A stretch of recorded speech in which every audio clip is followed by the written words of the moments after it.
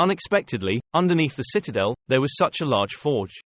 Ronan also did not dare to believe the scene before his eyes, it was unbelievable. Dedekan listened and nodded slightly. After all, the smithy only sold items to the royal family and nobles.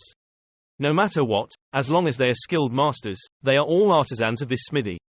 However, the one who could be considered the best among them was the old dwarf who lived here. Of course, he had 400 years of metallurgy experience. This old man is still quite stubborn, but his skills are second to none. Therefore, I respect him very much. Having said this, Dedekan's face immediately became unusually happy. What are you doing? I bring guests to visit.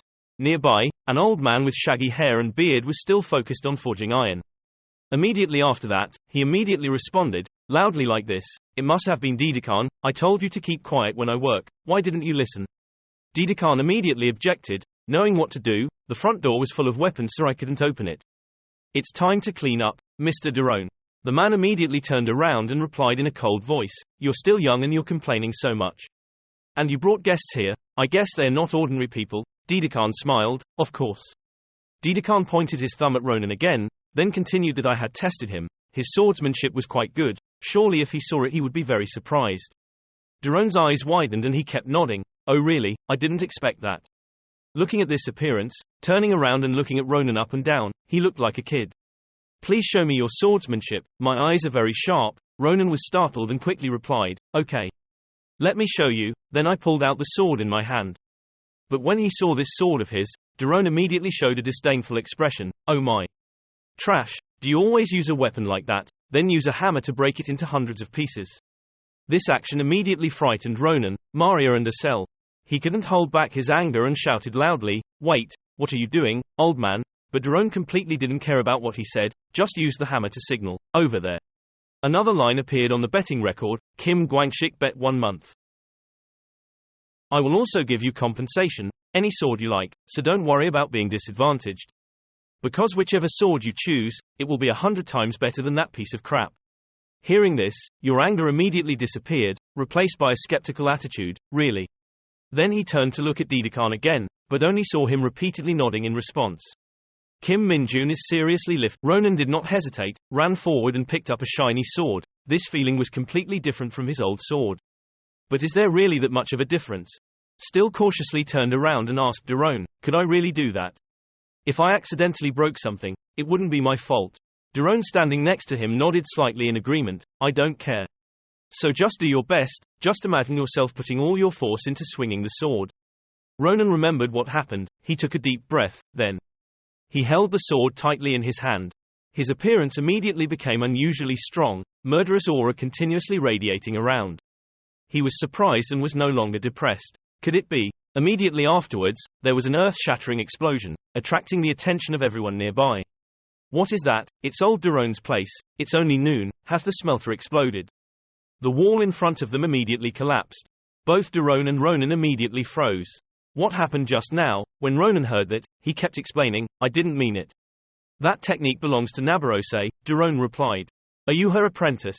Ronan widened his eyes and asked again, "Do you know Professor Nabarose?" Daron nodded slightly. Of course he knew, I was the one who forged the sword for her. "Professor's sword? Is it that stupid longsword?" "That's right. It's called a Rusa Squash. It's one of my lifetime masterpieces." The platoon leader sat down first. Kim Minjun sat down as usual while thanking the platoon leader for his compliments. "Honestly, I think it's nothing." Daron smiled with satisfaction. "That's what I had to say. I thought you were just a newbie, not yet aware of your own abilities. But it's been a long time since I've been able to meet a talent like you. It makes me feel so excited," I said and then punched him hard.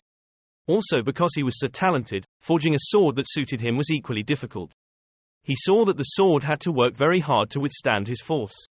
After thinking for a while, Ronan continued, "So what should I do?" Daron explained again, "Ordinary materials cannot withstand your strength. We need to use high-grade metal, then melt it with fuel. Special material. At least we have to use Wyvern's byproducts. I don't know which one is better." The first time Ronan heard about these things, he couldn't hide his curiosity. "Are they byproducts?" Kim Minjun excitedly answered, 10. If I collect 10 certificates of merit, will I be able to get promoted?" "It's an eggshell." Daron immediately froze, unable to believe that this hammer couldn't break it. There wasn't even a dent. Does such a material really exist in the world? He couldn't contain his curiosity and immediately asked again, "Can I really use that precious thing?" Ronan didn't understand anything at all. He only hesitantly replied, "Okay, it's useless to me so to be. That's enough for me to forge a sword, right?" Daron firmly affirmed, "Of course, come back in 2 weeks. I will prepare for you, the best sword in this kingdom." Sergeant Kim Min-ji brought a box over as the platoon leader continued speaking, announcing before, "The dungeon we will attack today is. As for you two, you're here anyway, let's meet the other artists, what about us?" Daron raised his voice and said loudly, "I can't let your friend go home empty-handed, right? If they said they were introduced by me, they would take care of you." Someone's foot stepped on a dirty green water umbrella. "Besides reforging this, there's nothing else I can do."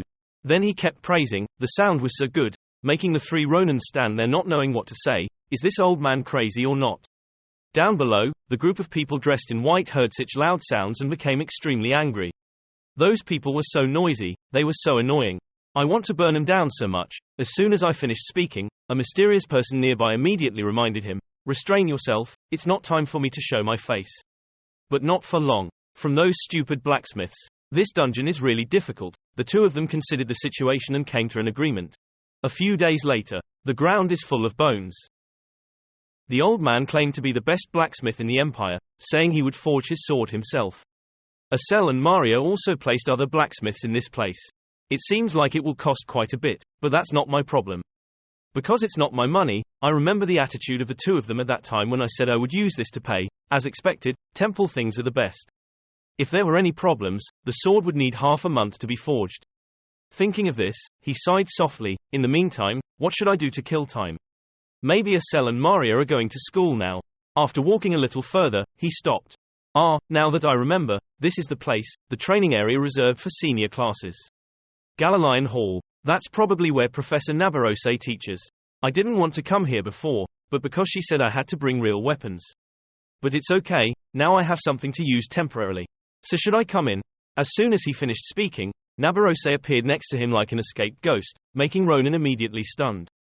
"Teacher, Professor." Nabarose reached out and pinched his ear. Neem replied in a loud voice, "Long time no see, Ronan. I told you to come to class as soon as you have a weapon.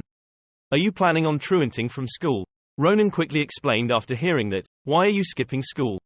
There's no such thing." Fateh UK also coordinated smooth. "I will listen to your reasons on the way." Ronan couldn't bear to keep begging. "I understand, let me go first, it hurts too much."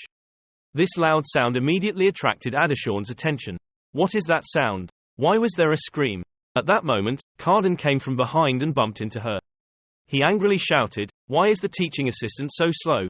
Adishan quickly bent down to pick up the pile of documents that fell on the ground, then replied confusedly, "Sorry Carden, I was a bit absent-minded." "If you have time to be absent-minded, go prepare the lesson plan." "Okay, I'll go right away," Adishan replied softly. Then I stood up and turned around to leave. "I'm leaving." Nabarose quickly took Ronan to Combat Zone 1. During the duel on the first day of school, he was quite noisy, so some of you probably already knew him. But I will still recommend it again. This name is Ronan. From today he will be in the same class as you guys. Hearing this, Ronan immediately bent down and said loudly, "I am Ronan, first year in the martial arts department. I hope my seniors will teach me more." As soon as the words ended, the crowd below immediately became excited. "Is this the guy who got second place in the first year?" "That's right, that's why he got to skip this grade and that. It's so good, but at first glance it looks normal." After listening, Ronan could only force a smile. Inside he couldn't hide his anger. "I heard everything you guys said. But I also met the person I wanted to meet." Naamin Huk silently watched. "Anyway, this will be fun." Immediately after that, the door behind him opened. Erzabet Akalusia quickly walked inside and said loudly, "I'm sorry for being late. I have urgent work to complete." Ronan heard this familiar voice and immediately turned around. "This person. Do you have to wait long?" Nabarose nodded slightly. "It's okay, calm down and breathe again. I'm just introducing the new student." After listening, Adesha smiled slightly. "This is the famous junior you mentioned, right?" Nabarose pointed at her, then said to Ronan, "Say hello, this is my teaching assistant." He heard that and turned around. "Yes." Adishan bowed politely. "Nice to meet you, Ronan. She is a second-year student in the martial arts department and is a teaching assistant in this class. Her name is Adishan." Then she reached out to shake his hand. "Let's study well together." Choi Tae UK looked around and said, "It looks like it's over, the rats are gone. Let's focus on searching a little more." Kim Minjun said to himself, The leader of the battlefield, with alertness and skillful leadership. Also known as the Iron Lady, those under her command once said. What flows in Adishan's veins is molten iron, not blood.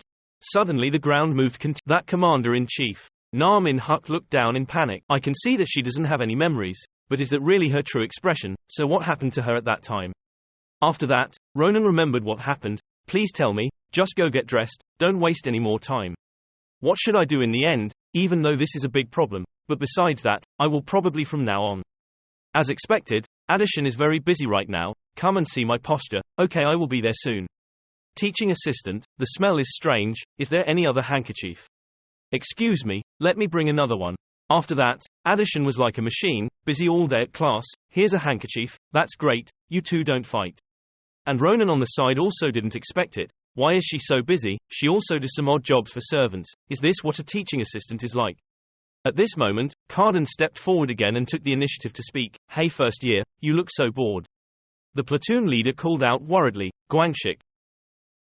Who are you? Why do you suddenly want to fight with me? After listening, Carden kept scratching his head in confusion. I'm so sudden, sorry. I'm Carden Awun, a third-year student. I heard a lot about you in that duel at the beginning of school. If the rumors are true, then I also want to learn from you in this match. Ronan immediately refused, but now I have something to think about. Let's fight later. Carden nodded slightly. Okay, I forgot. Really, how could I forget to bring a weapon when I wanted to fight with you? Then he immediately turned around and said to Adishan with an impolite attitude, Hey you idiot, bring my practice spear. After hearing that she quickly replied, Okay Carden, I'll bring it right here. When Ronan heard this, his face immediately changed. What, you idiot? How dare this bastard call her like that? But Carden doesn't understand why Ronan is suddenly like that. Adishan quickly brought a spear. Here it is. Carden saw it and shouted loudly, What is this? You idiot, why did you bring a long spear? Haven't I changed to a short spear a long time ago? Adishan immediately became confused. Is that so? Sorry Carden, because in the previous class you still used spears long should be. But he just kept smirking. Look how cool it is. How dare you disobey me? What kind of teaching assistant doesn't know anything? After saying that, he slammed the spear down on Adishan's head. From the beginning, you were not qualified to study in this class. I was able to get in because I begged the professor, so I had to know my destiny. Don't you know what tiger kindness is? Adishan heard this and could only patiently admit his fault. Sorry Carden, I will pay more attention. The two of them were under the monster as if preparing to be attacked by it when Minjun was able to fly. What's wrong Ronan? Why are you interrupting? Ronan just said coldly, Let's do it senior, what you just said. Otherwise I don't know what I would do now. Carden frowned. What nonsense are you talking about? Ronan clutched the spear in his hand and shouted loudly, Don't you understand what I'm saying? Let's fight, you bastard.